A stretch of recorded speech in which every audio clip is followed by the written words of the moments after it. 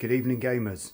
I think I'll do this video in vertical mode so that when I come in on coming close on the screen, you'll get you have to crick your neck. This is a very short video overview of clear your throat. The King of Pandora's box, Mark III or something like that. Anyway, I've got it and it's good, basically. What I've done is I've picked the top 15 titles from the King of Air, and rather than doing a massive review, I'll just very quickly tell you why I've picked these 15 and why this version of King of Air is probably worth buying if you own a Supergun PCB system like I do.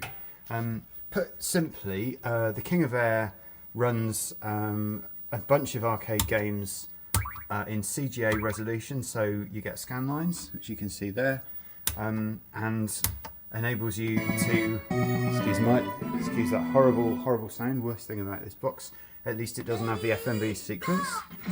It enables you to do emulation of 51 vertically scrolling games. I've just put one in to show you while I talk. The emulation varies depending on the engine. It's particularly good at CPS2.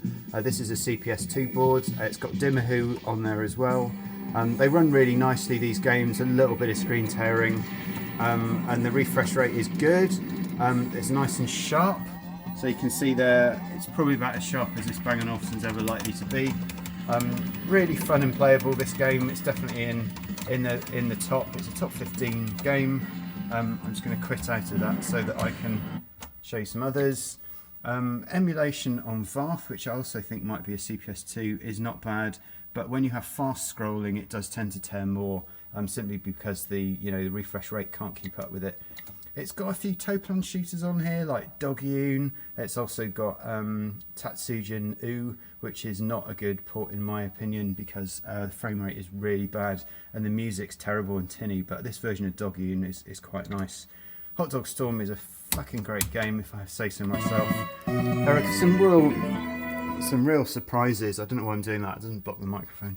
There were some real surprises in this board for me, and Hot Dog Storm is one of the best. Terrible sequence there. This game plays a little bit like Superstar Soldier or something like that. Other games like Explosive Breaker, which are really excellent, and Nostradamus, which I'll show you in a second. Again, emulation really good, very solid.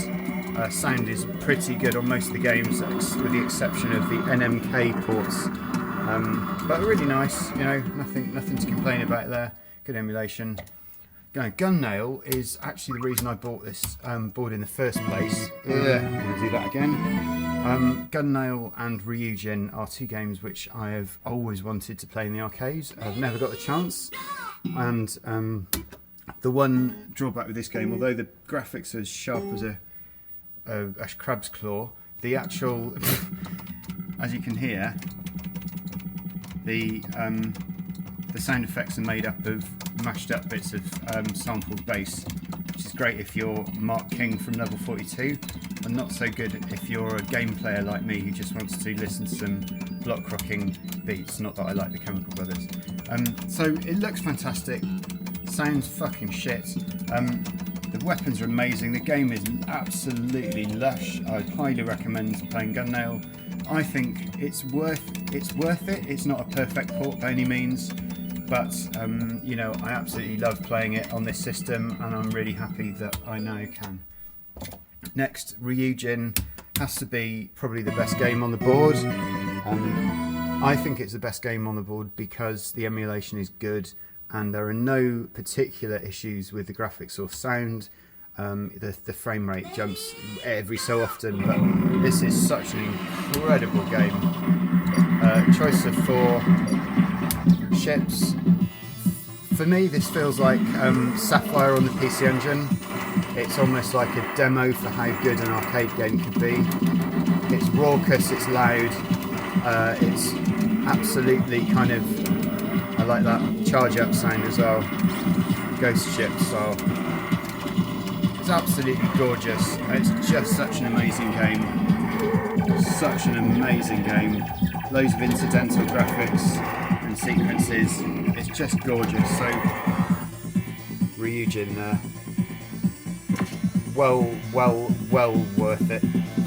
I will say the word well once more. Well worth it. Air Gallet, I'm not going to play that. It's one of these techie kind of games that all the shooting nerds like. But it's on the top 15 that I've got here. Esperade, it does really good emulation actually of this, and the other one, which is Guangi, really good emulation, so I would recommend that. Nostradamus, I will play this one very briefly. This was a good game for me, surprise. And I think, I don't know who produced this game, but it kind of feels like it's high-end shooter. Real kind of golden era kind of vibe. Little bit techno soft-ish. I think it's Face actually, yeah, Face produced this, of PC Engine fame. I think they might have done stuff for the Mega Drive as well, but that probably couldn't handle the graphics. So as soon as you get into this game, absolutely gorgeous graphical effects, really nice shooting action, very solid. What more could you ask for? Bit Konami-esque perhaps, bit Konami-esque. Batsugan, there you go, good toe plan game, really nice, runs nicely. Final Star Force is not entirely brilliant, ports a bit jaggy and a bit tearing, but you know, it's good. I've already talked about Pimhu, already talked about Explosive Breaker, Guangi, and finally Super X. And those are my top 15 shooters for the King of Air. And my overall rating of the King of Air is most of the games on there are either shit games or bad ports, but I have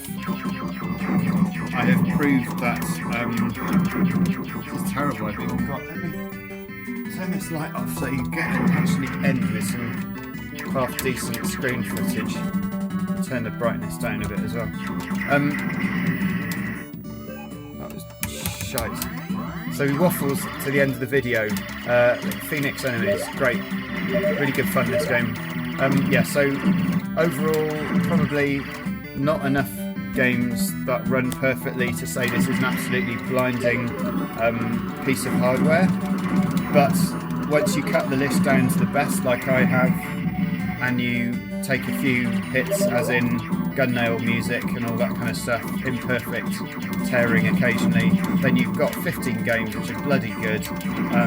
They play nicely, scan 9 resolution, and that's a good bang for your buck. 15 games for about £50–60, about £6 a game. I'm in.